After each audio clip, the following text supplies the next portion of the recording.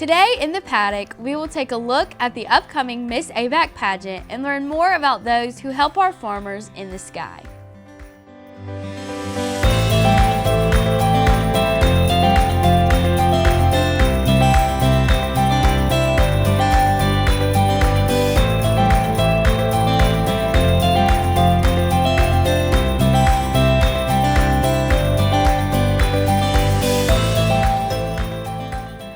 Hello and welcome to the Paddock. I'm Lois Backley. The U.S. Food and Drug Administration has announced a peanut butter product recall due to plastic contamination that stretches across 40 states, including Georgia, Florida, Alabama, Tennessee, and South Carolina. This recall includes products manufactured by Venture Foods but sold under multiple brand names, including U.S. Foods, Dyma Brands, Flavor Fresh, Cisco House Recipe, Katie's Kitchen, and Gordon Food Service. The products affected include small packets of peanut butter along with combined peanut butter and jelly packets. Consumers are advised to check their packets for manufacturer information and then discard or return their products. The United States and China may have agreed to extend their trade truce as negotiations continue toward a new trade deal between the world's two largest economies. Speaking at the Top Producer Summit in Nashville, a diplomat with the Chinese embassy said that this pause will continue as negotiations move forward. While markets are responding positively, major trade disputes between the countries remain unsolved. The final deal may come as soon as April. Duck hunting has long been seen as a male-dominated sport. Today, women are changing that narrative, stepping into the blind, building community, and discovering a passion for waterfowl on their own. With more, here's our Hadley Saxon. Shelby Wentz, an avid duck hunter, got started duck hunting at an early age. I was practically born into waterfowl hunting. Being a woman in a male-dominated sport comes with its challenges. Bree Wiggum, chairwoman for the Red Hills Ladies Ducks Unlimited chapter, is an advocate for women duck hunters. We're trying to find a place for women as well, just because of, even down to like the type of clothing that fit women, different, guns there for women specifically, but also just men not getting as much faith women young in the outdoors and trying to prove ourselves has been a little bit harder. Through the many challenges women face in the sport, Shelby has found it has only made her stronger. Sometimes it's challenging, but also at times it's empowering. It's given me confidence and resilience just to keep going. Bree works to bring more opportunities to women outdoors. She is also the leader of an all-women shotgun club. She hopes to bring women together while also promoting them in the hunting community. And just bringing opportunity for women in the outdoor community. Being a young woman in any sport can be hard. Without the support and guidance of an experienced hunter, many young girls are turned away from hunting. The advice I'd give to a young girl starting out would be not be intimidated. You don't have to know anything. You don't have to know everything. More women have gotten into duck hunting in recent years. What may seem like a trend to some is a way of life to many. It's just so exciting to see more women to be getting into this industry that I love so much and I want other people to enjoy just as much. Duck hunters eagerly anticipate the moment ducks start flying in. They wait the majority of the year for that one moment. When ducks start flying in, it's definitely all adrenaline. You're locked in, ready to go, quiet, low, staying still. Your heart starts racing and you're just ready to go. At the end of the day, hunting is just that, the hunt. There isn't always something brought home. It's not always what you bring home. It's about the memories you make every morning, sitting in the duck blind in the cold and in the quiet. Hunting is about making memories, something you can do for a lifetime. This last season, my fiance actually proposed to me in the duck blind while we were hunting. So that's something that will always live with me and through all the rest of the season, maybe even taking our future kids out someday. So it's just my favorite memory ever. Though women duck hunters face challenges, the sport is only growing among females. It is important to advocate for them to break the stereotype that duck hunting is only for the boys. It's that time of year. The countdown to the Miss ABAC pageant is in full swing. Amy Herring has an inside look into what the next Miss ABAC can expect after the pageant ends. Nerve-wracking, exhilarating, rewarding. Today we're taking an inside look at what the 2025 Miss ABAC reign looked like and how the 2026 contestants are preparing for this year's 56th annual Miss ABAC pageant. I was definitely very involved with students, faculty, ABAC as a whole, being out in the community, being recognized. I really tried to make this a position that was something that ABAC could utilize, talking to new students, talking to people in the community, really making them aware of what ABAC was, what Miss ABAC was. So my favorite part, I think, about being Miss ABAC this year was welcoming the new students this summer at freshman orientations, being able to see them excited about ABAC, being able to share in their excitement. My biggest accomplishment this year as Miss ABAC was working with Mr. ABAC to put together an appreciation event for our Sodexo workers. We planned it and coordinated it, got people together for it, and then was able to pull it off. So prior to the pageant, the girls wrote an essay, which is factored into their overall score. And then the day of the pageant, they'll do an in-person interview with the judges. And then they'll go to the pageant and they have a casual lead out and a formal lead out. And they'll get points for their on-stage presence. And then top 10 will be selected. And then they will have questions on stage, impromptu answers. And then Miss ABAC will be chosen. Who will be the next Miss ABAC? Find out on February 26th at the Howard Auditorium. The pageant will begin at 7 p.m. and doors open at 6:15. Tickets are $10 and can be purchased at the door before the event.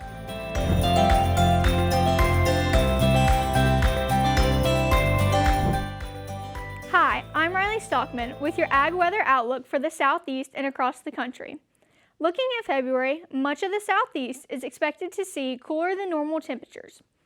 Here in Georgia and Florida, forecasts show about a 40 to 50% chance of below average temperatures for this time of year. The Carolinas and surrounding areas could even be cooler with a 50 to 60% chance of below average temps. Rainfall is also expected to be below normal for most of Florida, Georgia, and Alabama. Across the rest of the country, conditions are expected to be normal except for an unusually dry band stretching from California through parts of Texas and the Central Plains. While some northern areas like Montana, North Dakota, and Minnesota may see above average precipitation. Soil moisture in the top meter across the Southeast is extremely low, with most areas falling in the bottom 10th percentile for this time of year. Almost all of Florida and Georgia are currently experiencing drought conditions affecting more than 9 million residents in Georgia and over 18 million residents in Florida. January was one of the driest on record, and with continued dry conditions, soil moisture and water availability are critical concerns for farmers. Farmers should monitor soil moisture closely, consider supplemental irrigation where possible, and plan for the possible impacts of continued dryness and cooler than normal temperatures over the coming weeks. That's all for this week's weather. Here with the Paddock, I'm Riley Stockman. Here on a college campus, it isn't unusual for students in ag classes to feel like new information is flying over their head. But our J.C. Weatherington today is taking a look at one ag career that goes over everyone's head. Ag pilots play a key role in protecting crops from pest and disease, but a once booming industry has since become a dying art. In Doran, Georgia, Forward Flying Services is a crop dusting business servicing over 75 farmers in nearly 10 surrounding counties. Owner and ag pilot Michael Ford has been in business for 42 years. I've always liked planes since I was little, and then my daddy started flying in the 70s, and he eventually started crop dusting, and I just took it over from there. But being an ag pilot takes more than just a love for planes. It's not no little gravy job like a lot of people think it is. You're just flying around all day. That's all you're doing. Well, that's not how it is. Behind the scenes, there's prep work with chemicals, mapping, and weather. Each day starts well before sunrise. He usually has me a load mix, we don't try to start till like 7 o'clock so people don't get mad about flying over the house early. And we start at 7 and go till whenever. Alongside Ford is his coworker Craig Suber. Suber is currently finishing his pilot's license to become a crop duster, a pursuit becoming more rare in today's ag industry. You know, been driving a truck all my adult life, and I was tired of driving a truck. So we're gonna go back to flying. In Ford's words, crop dusters are a dying breed, with schooling and startup costs playing the biggest role in the decline of ag pilots. You could buy a plane back then. There's little small planes like that for $15,000, which was a lot of money back then. But that was a whole lot easier to come up with than say now. A new plane like this right here is $2 million. And there's not many people that can get out of school, learning how to fly. They're gonna spend $40, $50, $60, $70,000 learning how to fly. Bart Davis, a local customer and friend of Michael Ford, says that startup costs affect professions across the entire ag community. Well, when you say a dying breed, it's sort of like the farmers. The average age of a farmer today in America is 60 years old, and I'm just going to be 62. And it's the same way with farming. I mean, it's almost impossible for a young man to start farming today with what it costs to farm and get land and buy equipment. It's times like this that recognizing relationships becomes crucial. Aerial applicators play an important role in agriculture. I mean, we need them and they need us. They won't have any business if it wasn't for the farmers, but then the farmers need them when they couldn't do the sweet corn without an airplane because, well, they could, but they would have to cut their acres way, way back because that stuff has to be sprayed every day. And you can't spray 900 acres, 1,000 acres a day with a highboy. Ford said that after all these years, flying is just a job for him. Yet he is still able to find some special moments in the day-to-day. What's pretty to me is you got some low clouds and all flying over them and just pretty clouds, and that's real pretty. From producers to pilots, we all share a common goal in this industry. Industry leaders hope to increase outreach and encourage more young pilots to take to the skies. With your market today, I'm Daniel Durrance. Cotton futures are trading steady with the March 2026 cotton contract at 61.55 cents per pound. June and July contracts are similar as traders await new export demand signals. In live cattle, the February 2026 contract is trading around $246.60 per hundredweight, with intraday movement modest as the market balances beef demand and feed cost expectations. Feeder cattle futures are holding firm as well, with the continuous feeder cattle index around $376 and contracts showing steady activity. For broilers, the cash index is trading near 116.45 cents per pound. That's your markets update. Join us next week for the latest in livestock and commodity markets. I'm Daniel Durrance.